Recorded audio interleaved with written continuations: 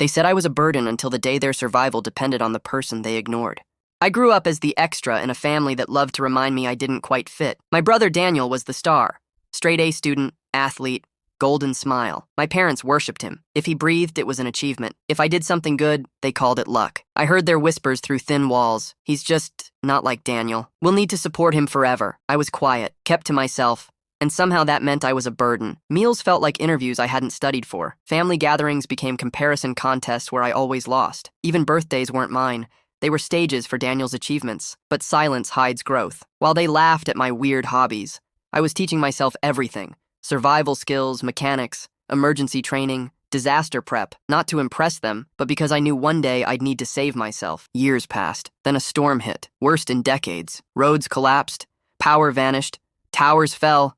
Houses flooded, panic everywhere. My parents and Daniel were trapped in their home, the same home I'd begged them to reinforce, the one they called overreacting nonsense. Rising water, no supplies, and no way out. They tried emergency services, nothing. Neighbors, nothing. And finally, they called me, the burden. Their voices were shaking, terrified, desperate.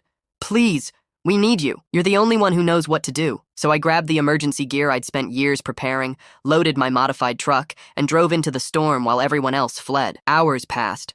Debris everywhere.